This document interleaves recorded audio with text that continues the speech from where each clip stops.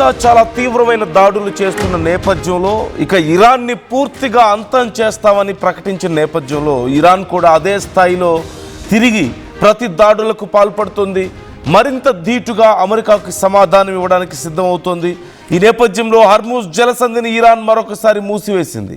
హర్మూజ్లో 2 షిప్పులను ఇప్పటికే పేల్చేసామంటూ ఇరాన్ ప్రకటించింది. హర్మూజ్ దగ్గర ఏ షిప్ కదిలినా సరే పేల్చేస్తాం అంటూ ఒక వార్నింగ్ కూడా ఇచ్చింది. అమెరికా దాడులతో టెహ్రాన్ ఎయిర్ స్పేస్లో ఇరాన్ జెట్ ఫ్లైటర్ల గస్తీ ఇప్పుడు కనిపిస్తోంది. మరోవైపు తమ దగ్గర కావాల్సిన ఆయుధాలు ఉన్నాయని, అమెరికా దాడులకు అస్సలు భయపడేది లేదంటూ ఇరాన్ ప్రకటించింది.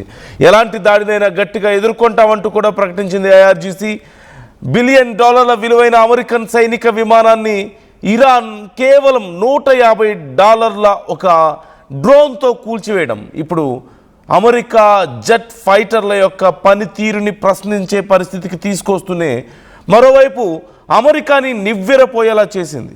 ఇన్ఫ్యాక్ట్ ప్రపంచ దేశాలన్నీ ఇరాన్ పోరాట పటిమను చూసి వాళ్ళ స్ట్రాటజీస్ని చూసి నివ్వెరపోతున్నటువంటి పరిస్థితి కనిపిస్తుంది. ఇన్ఫ్యాక్ట్ $1 బిలియన్ విలువ చేసేటువంటి ఒక ఫైటర్ జెట్ని కేవలం $150 విలువ చేసేటువంటి ఒక డ్రోన్తో అటాక్ చేశారు. ఒక చిన్న వాళ్ళ స్ట్రాటజీతో. సో దీంతో అమెరికాకి జరిగినటువంటి నష్టానికి అమెరికా మరింత పెద్ద ఎత్తున మేము నష్టం చేస్తామంటూ దూకుడుగా వ్యవహరిస్తున్నటువంటి పరిస్థితి కనపడుతుంది. మరోవైపు IRGC హెచ్చరికలు జారీ చేస్తోంది. అమెరికాకు అసలు యుద్ధం అంటే ఏంటో ఇప్పుడు మేము చూపించబోతున్నాం అంటూ. హర్మూజ్ను క్లోజ్ చేయడంతో మరొకసారి మిడిల్ ఈస్ట్ ఎఫెక్ట్ ప్రపంచ దేశాల మీద కనపడబోతుంది.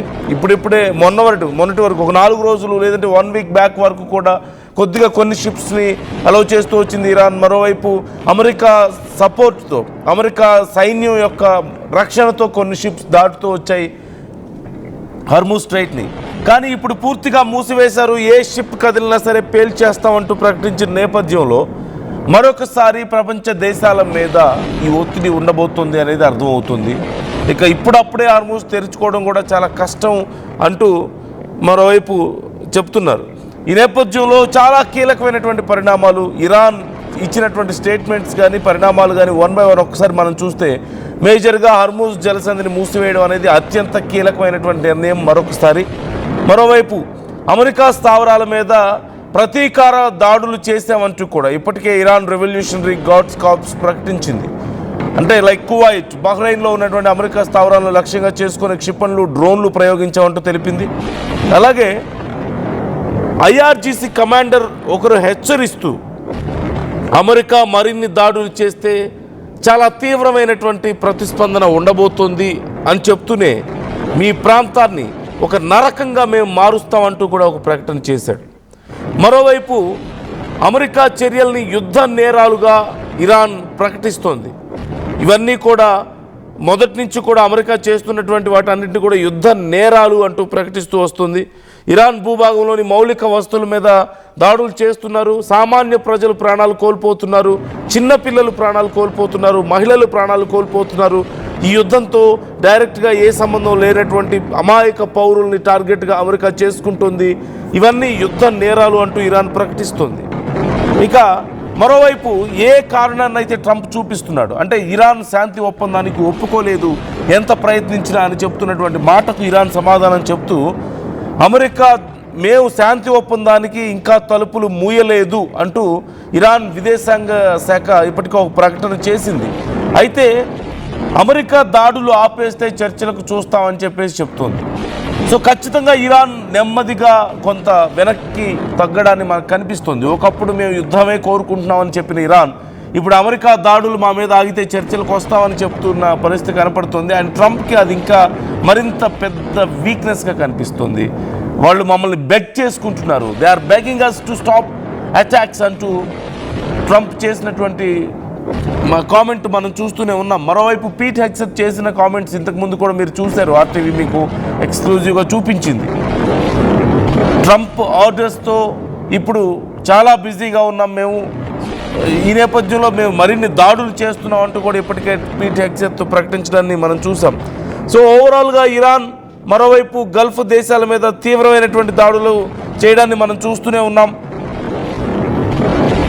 గల్ఫ్ దేశాల్లో అమెరికా స్థావరాల మీద మేము ఈ దాడులు చేస్తున్నామంటూ ఇరాన్ ప్రకటించింది ఇప్పటికే. అయితే కువైట్, బహ్రెయిన్, జోర్డాన్లపై ఉన్నటువంటి జోర్డాన్లపై ప్రతి దాడులు ఇప్పటికే చేస్తామంటూ ప్రకటించారు. మువాఫాక్ సాల్టీ వైమానిక స్థావరం లక్ష్యంగా దూసుకొచ్చినటువంటి ఒక 5 క్షిపణుల్ని కూల్చేసామంటూ మరోవైపు జోర్డాన్ ప్రకటించింది. అమెరికాకు చెందినటువంటి F-35 యుద్ధ విమానాలు ఈ స్థావరంలో ఉంటాయి. ఇరాన్ ప్రయోగించినటువంటి డ్రోన్లు, క్షిపణులను తాము అడ్డుకున్నట్లుగా కువైట్, బహ్రెయిన్ కూడా ప్రకటించారు. And as we all know, అమెరికాకి సంబంధించినటువంటి టీం ఇప్పటికే గల్ఫ్ దేశాల్లో పాగా వేశారు. అక్కడికి ప్రయోగిస్తున్నటువంటి డ్రోన్స్ అండ్ మిజైల్స్ని ఎలా తిప్పికొట్టాలి అనే దానికి సంబంధించి అక్కడ ఉన్నటువంటి సైన్యానికి ట్రైనింగ్ ఇవ్వడంతో పాటుగా వాళ్ళు అక్కడ హెల్ప్ చేస్తున్నట్లుగా మనం చూస్తూనే ఉన్నాం. అలాంగ్ విత్ దట్ ఇటు ఉక్రెయిన్ నుంచి కూడా కీలకమైనటువంటి టీమ్స్ని అక్కడికి దించడం మనం చూసాం. సో మొత్తం మీద ఇరాన్ ఒకవేళ గల్ఫ్ దేశాల మీద దాడులు చేస్తే ఎదుర్కోవడానికి గల్ఫ్ దేశాలు సిద్ధంగా ఉన్నాయి అనేటువంటి ఒక సంకేతాన్ని ఇస్తున్నటువంటి పరిస్థితి కనపడుతుంది. మరోవైపు అపాచీ హెలికాప్టర్ కూలిన ఘటనకు సంబంధించి ఇంకా దర్యాప్తు కొనసాగుతుంది. అమెరికా అధికారులు చెప్పిన దాని ప్రకారం చూస్తే ఇరాన్ డ్రోన్ ఢీకొట్టడం వల్ల ఈ అపాచీ హెలికాప్టర్ కూలింది అని చెప్తున్నారు. దీనికి ఖచ్చితంగా ఫలితం దీనికి ప్రతిఫలం ఉంటుంది అని కూడా అమెరికా ఇప్పటికే ఒక ప్రకటన చేయడాన్ని మనం చూస్తూనే ఉన్నాం. మరోవైపు ఇరాన్ దగ్గర ఉన్నటువంటి ఆయుధాలన్నీ అయిపోయాయి అంటూ అమెరికా చెప్తుంది. వాళ్ళ ఎయిర్ ఫోర్స్ లేదు, వాళ్ళ నేవీ లేదు, వాళ్ళ ఆర్మీ లేదు, వాళ్ళ కీలక స్థావరాలన్నీ దెబ్బతిన్నాయి, ఇలా చెప్పుకుంటూ వస్తుంది. కానీ మరోవైపు IRGC పూర్తిగా ఇరాన్ని తమ కంట్రోల్లోకి తీసుకున్నట్లుగా కనపడుతుంది. ఒక మాటలో చెప్పాలంటే అక్కడ ఉన్నటువంటి సుప్రీం లీడర్ మాట అయినా అసలు చెల్లుతుందా లేదా అనేదే ఇక్కడ చాలా కీలకం. ఎందుకంటే ఈ మధ్య కాలంలో వాళ్ళ ప్రెసిడెంట్ పెజెష్కియాన్ చేసినటువంటి కామెంట్స్ మనం చూసాం. IRGC డామినేషన్ ఎక్కువైపోయింది, నేను రాజీనామా చేస్తానని కూడా ఆయన ప్రకటించడాన్ని మనం చూసాం. సో IRGC ఒకవేళ నిజంగా ఇరాన్ మీద పూర్తి స్థాయిలో అధికారాన్ని కనుక చేపట్టినట్లుగా కనిపిస్తుంది. ఒకవేళ ఇంకా పూర్తి స్థాయిలో చేపట్టినట్లయితే పరిస్థితి మరింత దారుణంగా మారబోతుందనడంలో ఎలాంటి సందేహం లేదు. ఎందుకంటే సైన్యం నిర్ణయాలు తీసుకోవాల్సి వస్తే వాళ్ళు చివరి వరకు పోరాడడానికే ఇష్టపడతారు. నెగోషియేషన్స్కి అవకాశం చాలా తక్కువ ఉంటుంది. సో మీకేమనిపిస్తుంది జరుగుతున్నటువంటి పరిణామాలు చూస్తే? ఓవైపు తోమహక్ మిజైల్స్ని మేము రంగంలోకి దించామంటూ చెప్తున్నారు, ఇంకోవైపు B-2 బాంబర్స్ ఇప్పటికే రెడీగా ఉన్నాయి వాళ్ళ మీద దూసుకుపోవడానికి అని చెప్తున్నారు. ఈరోజు సాయంత్రం అలాగే రాత్రికి మరిన్ని భీకర దాడులు ఉండబోతున్నాయి. ట్రంప్ ఈ యుద్ధాన్ని ముగించబోతున్నారు అనడానికి సంకేతాలు కనిపిస్తున్నాయి. సో మీకేమనిపిస్తుంది? ఇప్పుడు జరుగుతున్నటువంటి వరుస పరిణామాలు చూస్తుంటే ఇరాన్ మాత్రం మేము వెనక్కి తగ్గం అని చెప్తుంది. ఎట్టి పరిస్థితుల్లోనూ అమెరికాకి బలమైన ధీటైనటువంటి సమాధానం చెప్పడానికి మేము సిద్ధంగా ఉన్నాం అని చెప్తూ మరొకసారి హర్ముజ్ స్ట్రైట్ని మూసివేసినటువంటి పరిస్థితి కనపడుతుంది. ఈ నేపథ్యంలో మరొకసారి ప్రపంచ దేశాల మీద ఒత్తిడి మరింత తీవ్రతరంగా ఉండబోతుంది. ఆయిల్ రేట్లు మరొకసారి పెరిగే అవకాశం ఉంది ఇంటర్నేషనల్ మార్కెట్లో, క్రూడ్ ఆయిల్ ధరలు. అట్ ది సేమ్ టైం ఇప్పుడున్నటువంటి పరిస్థితుల్లో ఇలాగే గనక కొనసాగితే మరికొన్ని రోజుల పాటు హర్ముజ్ స్ట్రైట్ పూర్తిగా మూసివేస్తే మాత్రం మళ్ళీ ఒకసారి ఆయిల్ కొరత భారతదేశంలో కూడా వచ్చే అవకాశం కనిపిస్తుంది. అఫ్కోర్స్ భారత్ ఇప్పటికీ ఆల్టర్నేటివ్ వేస్ని ప్లాన్ చేసుకుంటున్నప్పటికీ కూడా ఎంతో కొంత ఇంపాక్ట్ అయితే ఉండబోతుంది. సో మీకేమనిపిస్తుంది జరుగుతున్నటువంటి పరిణామాలు చూస్తుంటే? ఇక యుద్ధం చివరి దశకు చేరుకుంటున్నట్లుగా మీకు కూడా అనిపిస్తుందా? మీ అభిప్రాయాలను కూడా కామెంట్ చేసే ప్రయత్నం చేయండి.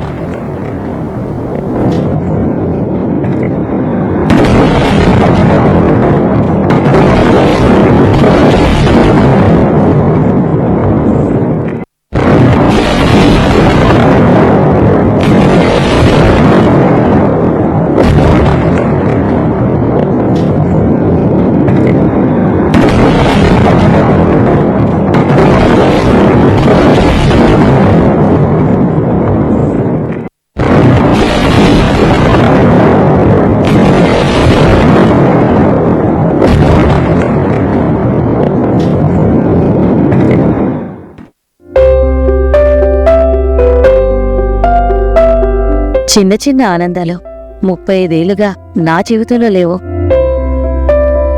35 ఏళ్లుగా నేను డైపర్లలో బ్రతికాను. 6 సెంటీమీటర్ల ఫిస్టులా నా మూత్రాశయంలో లీక్ కారణమైంది. ఎవరూ నాకు సహాయం చేయలేకపోయారు. AI అన్యూలో వైద్యులను కలిసే వరకు అక్కడ వారు రోబోటిక్ శస్త్రచికిత్సతో నాకు పరిష్కారం ఇచ్చారు. వారు నా ఆత్మవిశ్వాసాన్ని కూడా తిరిగిచ్చారు. Precision care makes it possible. The Center for Robotic Surgery at AINU.